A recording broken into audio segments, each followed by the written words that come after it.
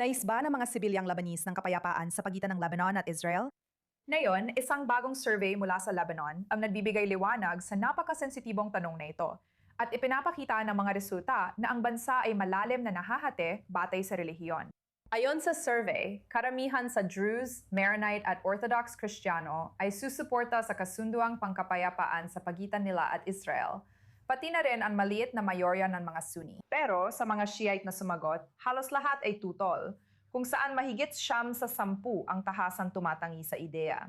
Ipinapakita ng mga natuklasan kung gaano kalapit ang politikal at seguridad na sitwasyon ng Lebanon sa mga sigalot sa rehiyon, lalo na ang impluensya ng teroristang grupong Shiite na Hezbollah at ng mas malawak na blokeng suportado ng Iran. Kahit na tila mas bukas na ang ilang bahagi ng lipunang Lebanese sa ideya ng normalisasyon.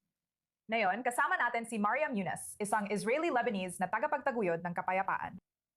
Ano ang masasabi mo sa mga numerong ito tungkol sa pagbabago ng pananaw sa Israel sa Lebanon? Sa tingin mo ba, tunay itong sumasalamin sa sitwasyon sa bansa?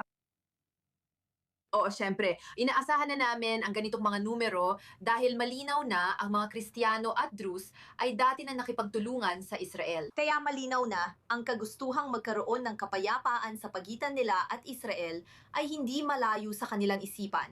Kahit na para sa mga Druze na sa loob ng maraming taon ay talagang pan-Arabist. Sa tingin ko, nung nakita nila ang sitwasyon sa Swida at kung paano agad tumulong ang Israel, sa palagay ko, ito ang nagbago ng pananaw nila. Na ang Israel ang tagapagtanggol ng mga minorya at iba pa. May takot din sa mga ekstremismo tulad ng ekstremismong Islamista, kahit sa loob ng mga Druze. Ang mga Kristiyano dati nang nakipagtulungan sa Israel dahil nais nila ng kapayapaan at kasaganaan. Ang mga Sunni, makikita natin mula nung Abraham Accords na ang mga Sunni ay umaayon sa nakararaming Sunni lalo na sa Saudi Arabia at iba pa. Pero sila rin ay talagang laban sa Iran, laban sa Hezbollah. Kaya naman makatuwiran na hati sila ng 50-50 dahil malinaw na karamihan sa kanila ay hindi pa rin kayang talikuran ng ideya na ang Israel ay, alam mo na, isang puwersang sumasakop at iba pa. Para sa Shia, ang pakikipagpayapaan sa Israel ay ibig sabihin ng pagkatalo para sa kanila. Ibig sabihin nito ay parang inaamin na natalo na ang Hezbollah. At alam mo, ang pakikipagpayapaan sa Israel ay hindi bahagi ng kanilang ideolohiya. Kaya, oo, ang mga numerong ito ay literal na nagpapakita ng pagiging komplikado ng populasyon ng Lebanon. Tama. Alam mo, interesado akong marinig ang pananaw mo. Sa tingin mo ba may makatotohanang pagkakataon para sa pakikipagpayapaan sa Israel? Kung isa sa alang-alang ang matinding pagtutol na nakikita natin sa mga Shiite na komunidad. At tama ang sinabi mo, itong pangkalahatang pananaw na ang Israel ay isang puwersang mananakop, bukod pa sa mas malawak na usapin, pasensya na ng mga issue sa Hezbollah. O, 100%.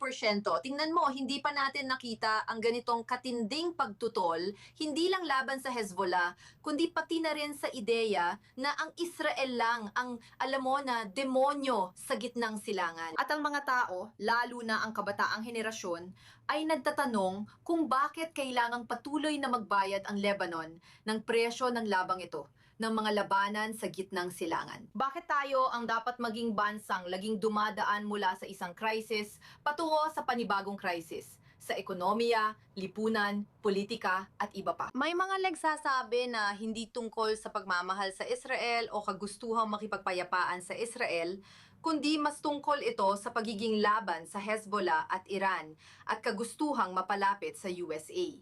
Ngunit nakikita rin natin na ang gobyerno ay patuloy pa rin gumagana at lalo pang napapalapit sa US. At sana ay ipagpatuloy ng US ang suporta nito upang makamit ang isang kasunduan. Lahat tayo sang-ayon na walang tunay na kapayapaan kung hindi didesarmahan ang Hezbollah.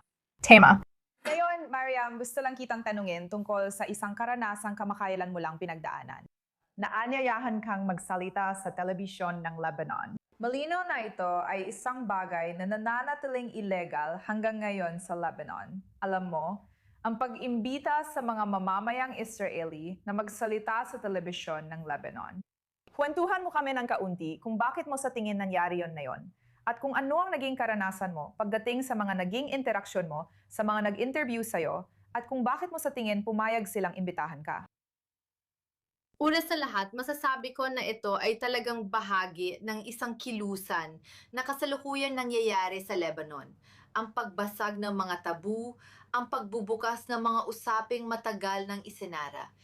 At ipinapakita lang nito kung paano gumagana ang opinyon ng publiko at kung gaano kahina ang Hezbollah para sa mga mamamahayan na ito. Dati, takot na takot silang magsalita ng kahit ano na hindi aprobado ng Hezbollah dahil literal silang papatayin. Alam mo, pasasabugin sila ng Hezbollah. Ipinapakita nito kung gaano ka-desperado ang mga Lebanese na basagin ang tabu, magdala ng bagong boses at malinaw na ilantad ang aming kwento, ang kwento ng Southern Lebanese Army. Dahil sa kasalukuyan, ang nangyayari sa Lebanon ay pagbabago ng batas o paggawa ng bagong batas na mapapahintulot sa amin na makabalik sa Lebanon. O sa totoo lang, ang batas ay mapapahintulot na hindi na matawag ng mga traidor sa isang paraan. Kaya lahat ng ito, malinaw naman, ay tungkol sa kapayapaan. Kami mula rito, mga aktivistang Lebanese na inilalantad ang kasong ito at pinag-uusapan ito. At alam mo, gumagawa ng mga video at talagang aktibo tungkol sa aming kaso. Sa tingin ko ito ang nagbigay ng lakas ng loob sa mga kahanga-hangang mamamahayag na gustong muling basagin ang tabu at ilantad ang mga kasong ito. At sa pamamagitan nito, sinasabi nila na ang aming pangunahing usapin at mga pangunahing alalahanin sa Lebanon ay dapat tungkol sa mga Lebanese. Dapat nating yunahin ang mga isyu ng mga Lebanese at hindi, alam mo na, mga isyu ng Palestinian o Iranian o mga bagay na hindi naman talaga tungkol sa mga tao ng Lebanon. Tama ka dyan. Alam mo, gusto kitang pasalamatan ng sobra sa pagsama sa amin, Mariam. Tulad ng dati, talagang napaka-interesante marinig ang pananaw mo tungkol sa lahat ng ito.